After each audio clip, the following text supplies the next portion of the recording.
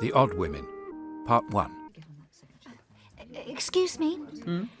How much is the Keebles Christian year? 1 and 9 pence, miss. Oh, good. I'll take it. Are you quite well, miss? Yes.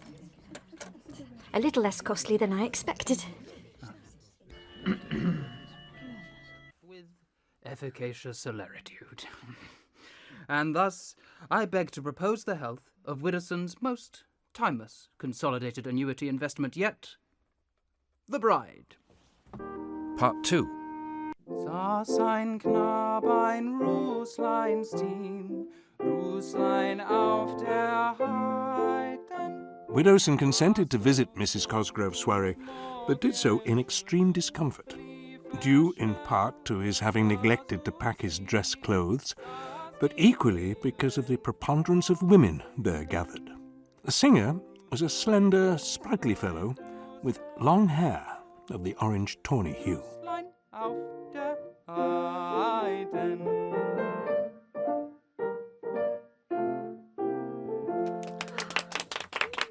Monica thought the song one of the most delightful things she had ever heard.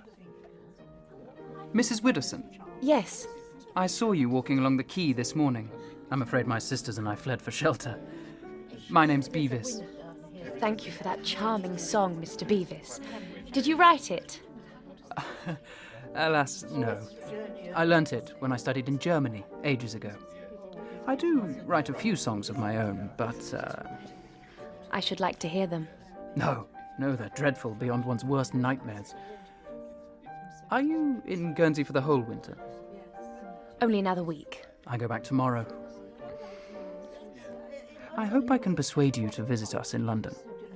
My sisters would love it. Mrs. Cosgrove tells me you all live in a flat. Yes, terrifically expensive, but quite convenient. I've often wondered what it would be like. Well, for one thing, it is impossible to keep servants. Are you such a harsh employer? No. It seems they sorely miss the gossip on the front steps of a London house. My sisters don't get enough company either. All they hear is shop talk from me about the wine trade. They would greatly appreciate a free gossip with you. I'm afraid I have no scandal to communicate. Oh, they would rise up and call me blessed if you were to call. I'll ask Mrs. Cosgrove to give you our address.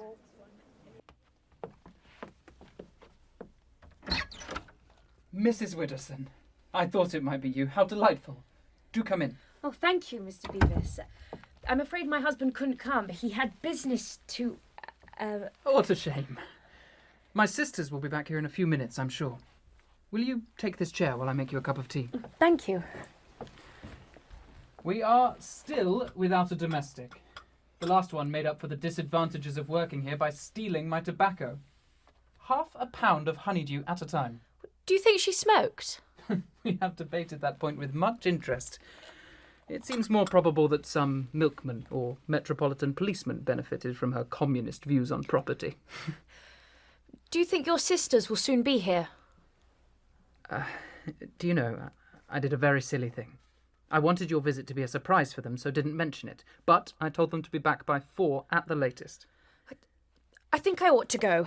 I will come again very soon. Oh, no, please. I have a new song that I want you to hear. And I know the girls will be here directly. Thank you. Now then, tea. Have you met Mr. E. Barfoot, whose name is on the floor below you? No, not yet. I wondered if he's Mr. Everard Barfoot, a friend of our friends in Chelsea. I don't know. Do you like Mr. Barfoot? I think him very pleasant. How delightful to be praised by you, Mrs. Widdowson. I should rejoice for a week if you spoke of me in such terms. How enviable to be so easily made happy. Now, let me sing this song. It isn't very good, but I have dedicated it to you. It's called Longing. Come to me in my dreams, and there...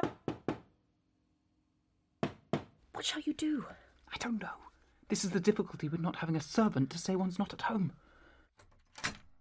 Oh, thank goodness. It's only the post. Perhaps I should go. Was the song so bad? No, not at all. I made this copy especially for you. And signed it. It's what songwriters do, you know? I'll roll it up and it won't be so awkward to carry. There. That's, thank you. I've never had anything like this. I'm sorry your sisters didn't come. Yes. No. No, I'm not. I have just enjoyed the happiest moments of my life. Thank you. Oh. Your letter. Ah. For the flat above. This keeps happening. Goodbye. Mrs. Widdowson. Oh, Mr. Bevis. What luck. Another moment and I'd have been inside my office. I'm just on my way to a fitting. What a happy chance. But the meeting was not especially accidental, for Monica had gone out of her way to walk past the wine merchant's opulent place of employment in Regent Street.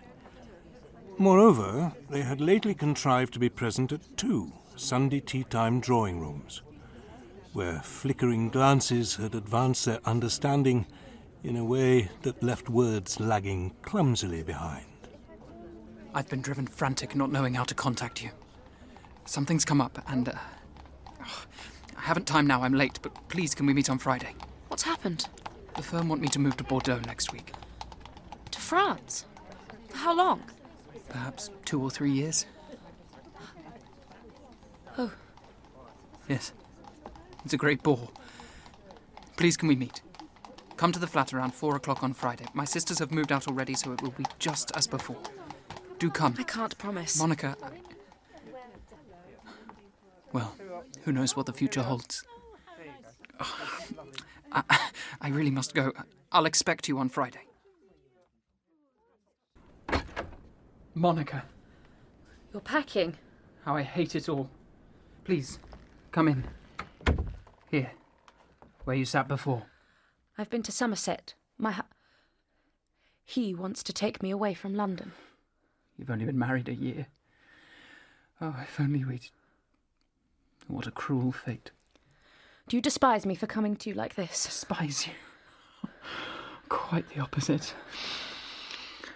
Monica, I cannot live without you. Take me away with you. Yes, I can't live with him. Let me go with you to France. dare you. Dare you do that? I am suffering so dreadfully. Say that I shall go away with you. Yes. Yes, you shall come. We mustn't travel together, but you shall come when I'm settled there. Why can't I go with you? Shall I be a burden to you? Is the expense more than... No. How can you think such a thing? But it would be so much better if you could wait here until I shall be a stranger in Bordeaux.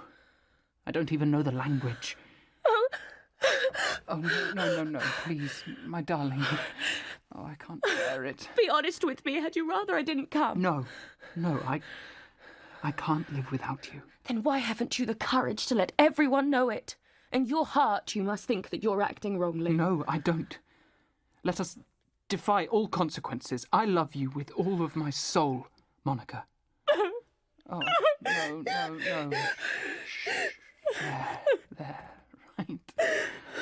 Oh, my darling. Do what I proposed at first. Stay for a few days until I'm settled at Bordeaux. Seek out some place where I could write to you. You can always find a stationer's shop where they will receive letters. I shan't rest until I can write to you and say, come to me. Kiss me, Monica. Oh, not that kind of kiss. Like you kissed me before. Not now. When we meet again, I think I must go. You promise, faithfully. You will come. If you send for me, I will come. My own dearest little Monica. I am utterly broken down by misery. And if, though our love could never end in happiness, cannot our heart... My only comfort is that our love has been pure and innocent. Our unsullied love will remain forever a